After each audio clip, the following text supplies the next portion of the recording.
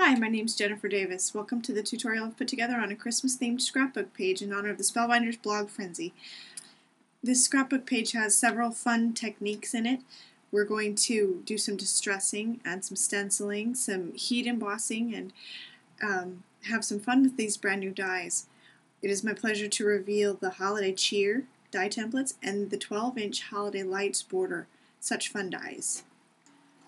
I have printed out 3 photos of my kids, and I've applied a digital border to these to give them a little bit of a distressed look that we're going to see throughout our page.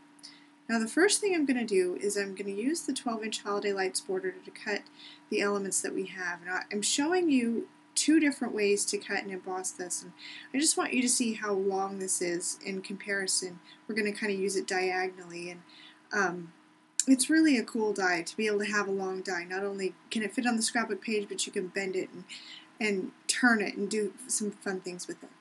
I have my 12-inch border plates here, and I'm going to cut this with the plates so that you can see how easy it is if you have this set. It's also very possible to use your regular plates with this, and I'll show you that in just a second. So we're going to just cut this all the way through so you can see how these plates work, and then to do the embossing portion I will switch plates on you. So it obviously takes a little bit longer to crank through, but it's no harder than the other set of plates that work with the wizard. So I've got my cut die now, and I'm just going to leave it in the template where it is, but I'm going to switch the set of plates. So I'm going to grab my shorter set of plates here, the regular ones, and I'll take it off of the magnet just like you normally would. And I'm going to place half of the die onto the plates with my embossing pad over the part that is inside of the plates. There will be part that sticks out, and that's okay. We're going to run this through twice to do the embossing portion. So we cut once with the longer die. You would have to cut twice if you were using the shorter plates though. So we run it through one time, and then we're going to readjust this and run it through a second time.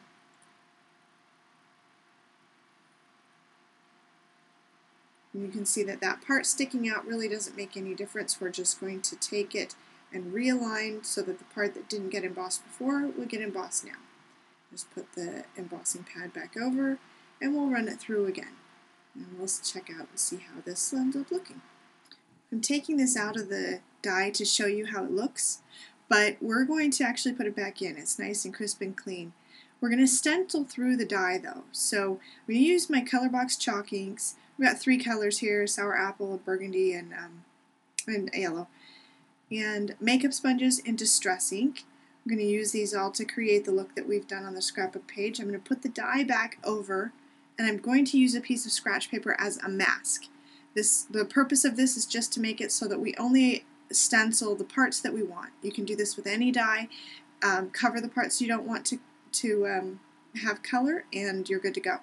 I'm just going to use makeup sponges and press the ink into the lights. It's very simple, easy, fun, and you could do this with a variety of fun colors or make them all the same. I'm going every 3rd light here with the yellow, and then I will go back and do the same thing with the burgundy and the teal sour apple color that I've got. And you can see there. Now I've gone through and done a distress ink border with this around the top with the string. I'm obviously moving at lightning speed here. And around the edge of each bulb to give it a real fun distressed look that's going to make the whole page come together. I'm also going to use the distress ink around the edges of my paper, and this is going to mimic the look that I printed on my photos. And we're going to do that in a couple spots here. It'll be real fun.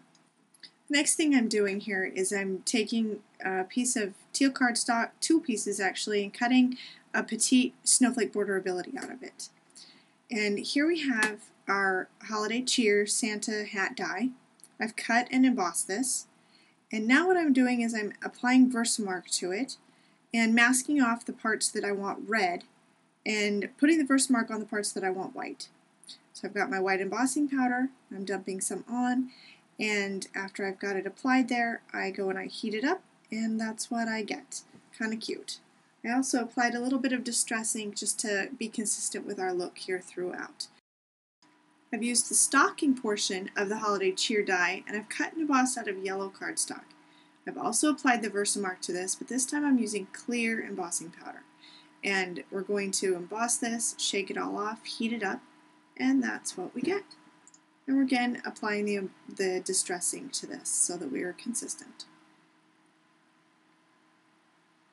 I'm taking the teal border that I cut, I actually took the border out and I'm popping out the snowflakes, and I'm going to put them on with a little bit of paper glaze onto my stocking to add a little bit of depth and decoration. It's kind of cute this way. The border is very fun to use. I love that. I've done the same thing with my teal colored stocking, and I've also done it with a candy cane from the holiday cheer set, but this time I'm using white. I've embossed it with white, and I've cut and embossed one out of red. And I'm applying the Versamark with the clear, and this time I'm just going to take the bow out of this candy cane. I'm going to trim it off, and I'm going to glue it onto the top of the candy cane to give it the two colors. Combining the dyes that way is a really fun look. Now I'm going to start building some of the body of the page. I've got a piece of yellow cardstock here that I'm applying the distress technique to act as a backdrop for my photos. And I'm going to attach these on, or at least the first one, and I'm going to put my title on. I put the page on so that I can kind of place the title. Now these are die cut letters. You could use any letter stickers. These are die cut out of foam. They're really kind of cute. It's a cute way to make a dimensional title. So I add the other photos here. I've used kind of a color blocking technique just to mat these photos down in here with the different sections, and I'm putting a piece of patterned paper into the middle. Just a kind of a cute little pattern to add some interest, distressing the outside edges, and we will eventually put on some die cuts in the middle here that we decorated. But for now we'll just leave it as it is and kind of put it on our page so that we can place some of the other sections. Those borders that I cut earlier, I'm going to distress those, and they're just going to be a cute edge for both sides of this little photo mat that I have here. So I've used the brush to add distressing there. Aside from the photos, our focal point is this fun light border that we have.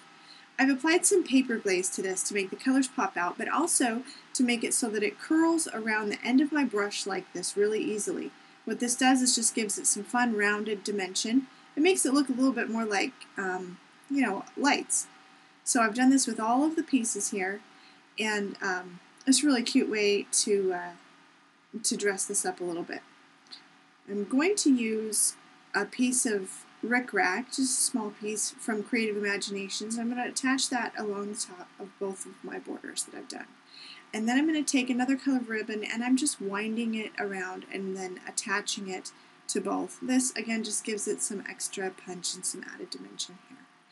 I'm going to use 3D foam squares from 3L to make it so that these stand up even more and so that the rounded effect that I did will stay intact. So I've gone through and put on those, and we're going to attach it down.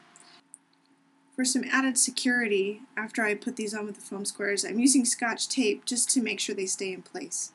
And that's where we're at. I'm attaching my die cuts here. I've sped up the video a little bit again so that we can see just kind of putting things all together. Using the little snowflakes from the border again on the little Santa's cap, that's kind of cute. And attaching my 3 snowflakes in the bottom here just as a layered effect. Cute. Believe it or not, that's about all there is to it. So we've come to the end of our scrapbook page.